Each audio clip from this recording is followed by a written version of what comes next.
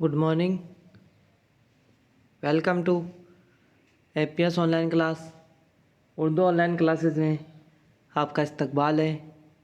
आज हम class 9th का उर्दू सब्जेक्ट का सबक नंबर 2 बहादुर शाह का हाथी इसके बारे में पढ़ेंगे, जिसके मुसन्निफ़ है मीर बाकर अली देहलवी। तो सबसे पहले मीर बाकर अली देहलवी के बारे में पढ़ते हैं।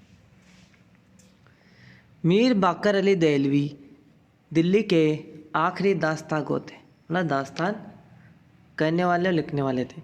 वो दास्तान सुनाने दूर दूर जाते थे, राजाओं और नवाबों के दरबार में बुलाए जाते थे। वो रियासत पटियाला में दास्तान सुनाने के लिए मुलाजिम भी रहे। पटियाला से दिल्ली आ गए। दिल्ली में इमली की पहाड़ी पर उनका घर था। सिनेमा के रिवाज ने दास्तान गोई के फ़न को मुतासिर कर दिया, जिसकी वजह से उनकी उम्र का आखिरी हिस्सा गरीबी में बसर हुआ। दास्तान गोई इन्हें वर्षे में मिली थी, वर्षे मतलब विरासत में मिली थी। वो अपने नाना मीर पेड़ा के शागिर्द थे। शाहिद अहमद देहलवी ने लिखा है, मीर साहब बज़्म और रज़्म को इस अंदाज से बयान करते हैं कि आंखों के सामने पूरा नक्शा खींच जाता है। बज़्म और रज़्म ये दास्तान के एक अज्जाए तरकीब का नाम है। दास्तान कहते जाते हैं और मौका बे मौका एक्टिंग करते जाते। हर इल्म का इन्होंने बाकायदा मुताला किया है। बुढ़ापे में नाकदरी और कसम परशी के हाथों मीर साहब को बड़ी तकलीफ़ पहुंची। मीर बाकर अली ने बाजी पड़ोस गाड़े खा ने मलमल जान को तलाक दे दी और मौला बख्श साथी के नाम से किताब भी लिखी। यह था मीर बाकर अली देहलवी की दास्तान। इनकी पैदाइश, इनकी वफ़ात 1928 लिखी हुई है। अब पढ़ते हैं। इन्होंने एक चैप्टर लिखा है बहादुर शाह का हाथी।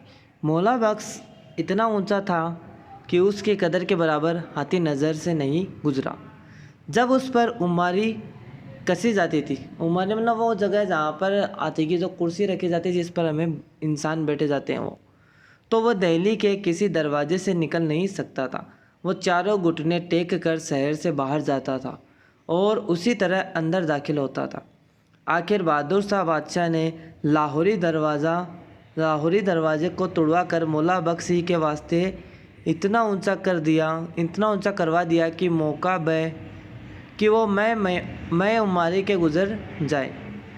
अकबर शाह शानी के ज़माने में एक सौदागर मौला बख्श हाथी को लाया था। उसके फैलबान बुखारे के एक सैयद थे। क्योंकि किसी और शख्स का बादशाह की तरफ पीठ करना बेअदबी था, बहादुर शाह ने फैलबान को महाबत खां का खिताब दिया और जागीर बख्शी। एक रोज़ मौला बख्श मस्ती में आकर बेकाबू हो गया। सैयद साहब को गाफिल पाकर उसने उन्हें सूंड में लपेट लिया। फिर उसने उनकी एक टांग अपने पाँव के नीचे दाब कर और एक सूंड में पकड़कर इन्हें जिंदा चीर डाला। सैयद साहब की बीवी का नन्हा सा बच्चा 2-1.5 बरस का उसकी गोद में था। बेचारी खाविंद के गम में रोती पीटती आई और अपने बच्चे को मौला बख्श के आगे डालकर कहा, ले मुए, इसको भी मार डाल। उस वक्त तक मौला बख्श की मस्ती उतर चुकी थी। उसने बच्चे को सूंड से पकड़कर अपनी गर्दन पर बिठा लिया और रोज़ से ये बच्चा मौला बख्श के साथ रहता। बच्चे के सामने मौला बख्श से जो कहो वो फ़ौरन करता और जहाँ ये बच्चा मौला बख्श की आंख से ओझल हुआ, मौला बख्श ने दंगा करना शुरू कर दिया। उस बच्चे का नाम रहमत अली था। जब रहमत अली बड़ा हुआ तो उसके हम उम्र बच्चे उसके साथ खेलने को आते। अगर किसी बच्चे ने सैयद साहब से कहा, यार गन्ना नहीं खिलवाते, तो सैयद साहब मौला बख्श से कहते कि मौला बख्श हमारे यार को यारी दो। मौला बख्श गन्ना छीलकर जिस बच्चे को सैयद साहब कह देते दे दिया करता था। मौला बख्श पर सवारी करने और गन्ने के लालच से लड़के तमाम दिन वहीं जमा रहते। कोई लड़का कहता, मौला बख्श यार छड़ी दिलवाओ, तो ये अपनी सूंड पर से या पाँव को टेढ़ा करके उस लड़के को ऊपर चढ़ा लेता था। जब लड़के ज़्यादा होते और उनमें से कोई कहता मौला बख्श यारी आवे, तो मौला बख्श गन्ना छीलकर सूंड में ले लेता और तमाम लड़कों की नज़र बचाकर उस लड़के पर गन्ना फेंक देता था। जब चढ़कट्टा मौला बख्श को रोटी देता तो वो हर निवाले में से एक किनारा रोटी का अपनी बांझ से निकाल देता था। जो भी लड़का पास खड़ा होता दौड़कर उस टुकड़े को पकड़ लेता था। हाथी की रोटी 2-3 इंच मोटी होती है। बच्चा उसको जोर करके तोड़ता और मरोड़ता। गर्ज ये हजार दिक्कत जब टुकड़ा उसके हाथ आ जाता और बच्चा वो टुकड़ा लेकर भाग जाता, उस वक्त मौला बख्श वो निवाला खाता था। निवाले में से जब तलक कोई बच्चा टुकड़ा न ले लेता वो रोटी न खाता था। लड़कों से मौला बख्श का बड़ा पक्का याराना था। जहाँ किसी लड़के ने मौला बख्श से कहा कि मौला बख्श नक्की आवे, मौला बख्श अपना एक पाँव उठा लेता था और वहीं लड़का जब तक घुटने की कहता तो मौला बख्श अपना पाँव ज़मीन पर रखता था। अगर फैल खाने के किसी आदमी ने बच्चे को धमकाया और वो नक्की मांग कर चले गए तो मौला बख्श उस तरह अपना पाँव उठाए खड़ा रहता। हर चंद सैयद साहब कहते कि वो बच्चा था चला गया, लेकिन मौला बख्श कब सुनते थे। जब उसी लड़के को बुलाकर लाते और वही लड़का कहता कि मौला बख्श घुटने की, तब जाकर वो अपना पाँव ज़मीन पर रखता। मौला बख्श जब अपने गन्ने लाता था और बाज़ार में कोई लड़का कहता मौला बख्श नक्की आवे, तो मौला बख्श फ़ौरन अपना एक पाँव उठा लेता। चढ़कटा हर चंद कहता बेटा चल, लेकिन क्या मजाल जो आगे सरक जाए।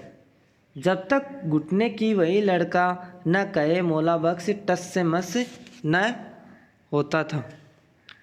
एक रोज़ पहलवान ने बादशाह से गर्ज की, हुजूर मौला बख्श तमाम गन्ने और रातब की रोटियां बांट देता है। पहरे पर हुक्म दे दिया जाए कि कोई लड़का उसके पास न आने पाए। चुनांचे बादशाह ने हुक्म दे दिया। सुबह को हस्बे मामूल मौला बख्श ने लड़कों का इंतज़ार किया।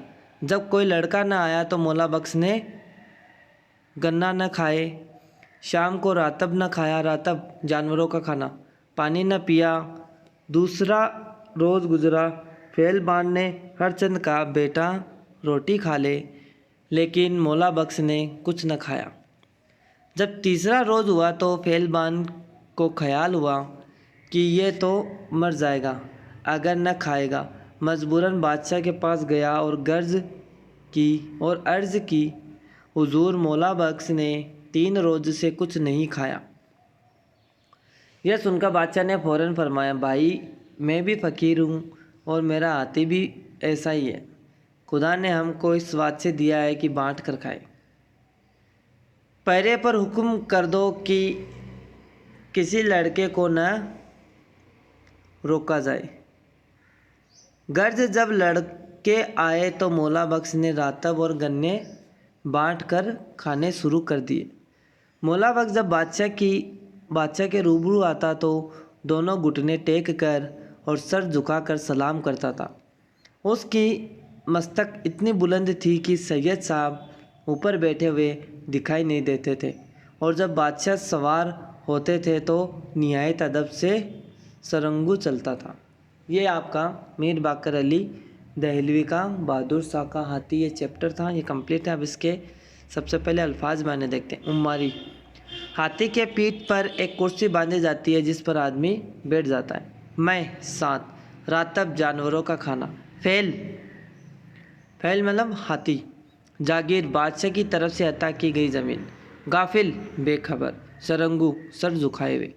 गौर कीजिए, जानवर भी इंसानों से मोहब्बत करते हैं, इंसानों को भी जानवरों का पूरा ख्याल रखना चाहिए। अब इसके सवाल जवाब। पहला सवाल, बहादुर शाह ने लाहौरी दरवाज़ा क्यों तोड़वाया? जवाब, बहादुर शाह ने लाहौरी दरवाज़ा अपने हाथी मौला बख्श के लिए तोड़वाया था। दूसरा, मौला बख्श के पास बच्चे क्यों आते थे? गन्ना खाने और उस पर सवारी करने के लालच में तमाम दिन बच्चे उसके पास पड़े रहते थे। हाथी की रोटी कैसी होती है? हाथी की रोटी 2-3 इंच मोटी होती है। चौथा क्वेश्चन, मौला बख्श ने खाना खाना क्यों बंद कर दिया? क्योंकि बादशाह ने पहरे पर हुक्म दे दिया था कि कोई भी लड़का मौला बख्श के पास नहीं खेलने आए। इस वजह से मौला बख्श ने खाना खाना बंद कर दिया। पाँचवा, बादशाह और मौला बख्श में कौन सी बातें मिलती जुलती थी? बादशाह भी फ़कीर था और मौला बख्श भी फ़कीर था। खाली जगह को पूरा करो। पहला है, मौला बख्श चारों घुटने टेक कर दरवाजे से बाहर जाता था। दूसरा, फैलबान बुखारा के सैयद थे। तीसरा, एक रोज़ मौला बख्श ने मस्ती में आकर सैयद साहब को मार डाला।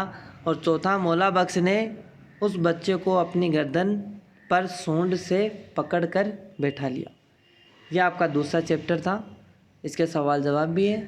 वीडियो देखकर आप अपनी नोटबुक में इसके सवाल जवाब कर लेना। ठीक है।